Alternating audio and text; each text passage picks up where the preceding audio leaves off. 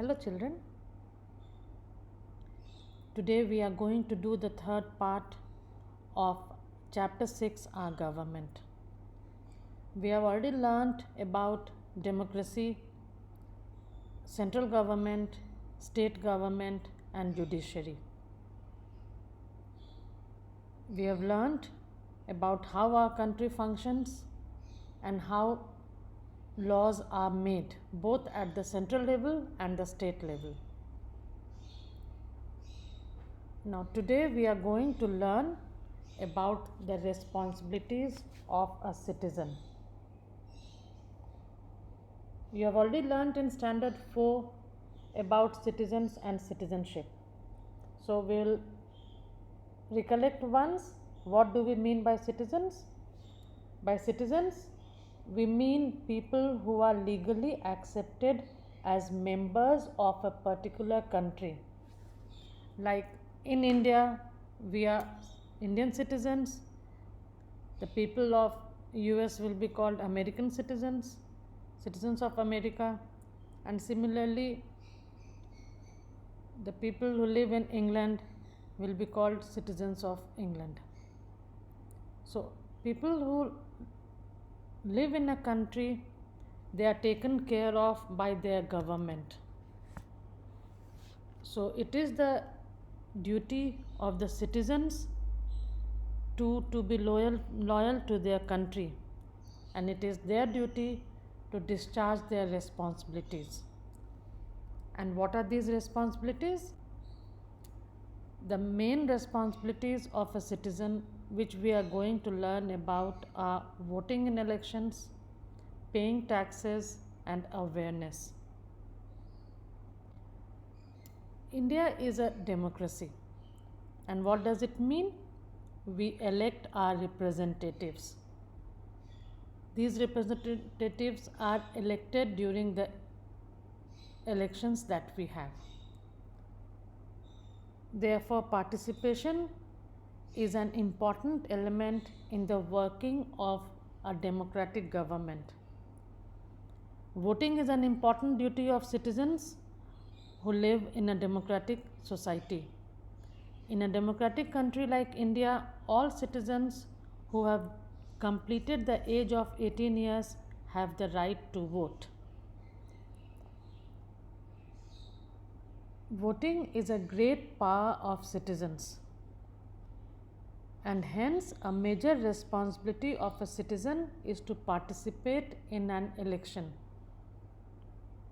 And while participating in an election, one should always vote for the right candidate.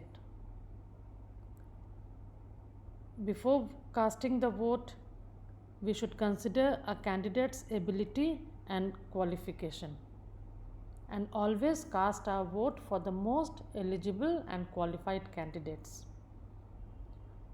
You must have seen your parents or the elders in your family going to vote in elections. Nowadays we use the electronic voting machine or EVM during elections.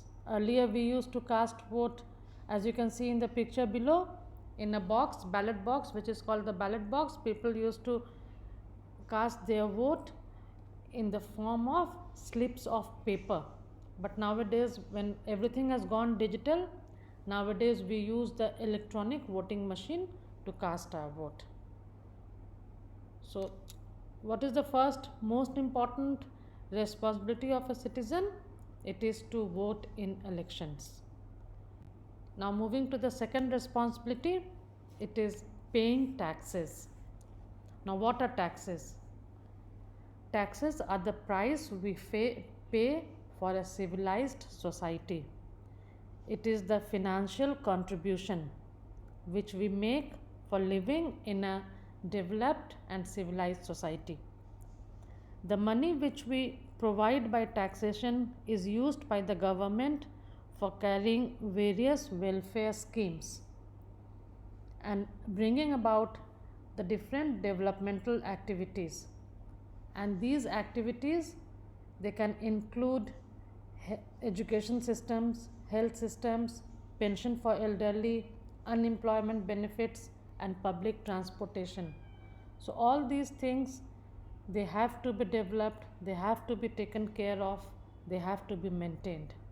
So how is it done? It is done with the help of the money which we pay in the form of taxes. And hence, paying taxes becomes another important responsibility of a good citizen. Awareness. Now, a good citizen should be aware of each and every decision taken by the government. We know that the government is responsible for people's welfare. The government makes so many schemes and they come with various developmental activities for our benefit. So it is the duty of the citizens to check all the decisions taken by the government. In a democratic country, all citizens have a right to accept or oppose the decisions taken by the government, but this should be done in a peaceful and just manner. The government takes care of our welfare, so it is our responsibility to check that the decisions which are taken by the government or the schemes are implemented properly, that they reach the people for whom they are meant, and that we get the benefit of these schemes and welfare activities. We have the right to criticize the decision of government in case it is of arbitrary nature. Now, what does arbitrary means? It means that it is based on random choice. So, if the decision is not to our liking, if we have any displeasure, we have the right to criticize the government. But for this, we have to be aware of the various policies and schemes of the government. These are some of the development and welfare activities of the government. It is just a representation, and you can see that the government has schemes for the farmer, schemes for the girl child, for women, for the poor, family welfare schemes. Then they have development schemes like electrification of villages, construction of roads, housing schemes, providing cooking gas to village household, which is called the Ujjwala scheme. And then we have the digital drive, which takes care of Aadhaar card, ration card, etc. Now, with this we have come to the end of today's video, part 3, and we have also come to the end of lesson chapter 6. Before we move, let us have a quick recall of what we have done in this chapter. So we have learnt in this chapter that the Indian government has been formed at 2 levels, that is central level and state level. We also learned that Parliament has 2 houses, Lok Sabha and Rajya Sabha. The members of Rajya Sabha and Lok Sabha are called members of Parliament. The President is the head of the country. The leader of the majority party in the Lok Sabha is appointed the Prime Minister of our country by the President. And similarly, at the state level, we have the Governor as the head of the state. And in the state, the leader of the majority party is appointed as the Chief Minister by the Governor. Moving on to judiciary, we learnt that judiciary is also present at various levels. We have the district courts, we have the high courts, and then we have the Supreme Court. The Supreme Court is the highest court in India.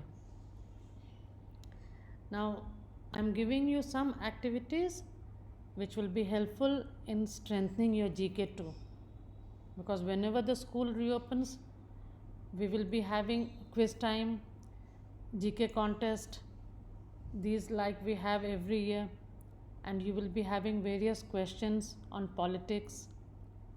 So this is the right time for you to prepare for these contests.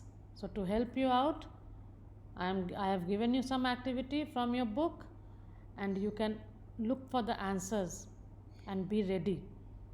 So number 1, find out the names of the President, Vice President and Prime Minister of India, and of the Governor and Chief Minister of your state. Now which is your state? Your state is Jharkhand, and I think many of the answers I have already given. So in your rough notebook, you can do these activities. Number 2, name the chief political parties of India. Collect the pictures of their symbols and paste them on a chart paper. If you do not have a chart paper, you can paste in your rough notebook also. As I had told you, the names of 2 major political parties. One is BJP, and what is the symbol? The symbol is lotus. And the other one is Indian National Congress, whose symbol is hand. So similarly, we have many other big and small national parties. So look for them, find their symbol, collect the pictures and stick in your rough notebook. Collect pictures of all the presidents of India and paste these on a chart paper. Below each picture, write their names and tenure. So if it is possible, you may collect the pictures, otherwise you can just learn their names, the names of the presidents and prime ministers of India till now. I have already told you about the first president and prime minister. Do you remember? Dr. Rajendra Prasad was the first president of India, while Jawaharlal Nehru was the first prime minister of India. Similarly, we had so many more presidents and prime ministers. You can find out their names. Okay, so with this we come to the end of today's tutorial. I have given you some work. Please try to find out the answers, learn them and make yourself well prepared. Keep yourself prepared for the quiz activities, GK activities which we will have when the school reopens. So goodbye, take care and be safe. Keep smiling.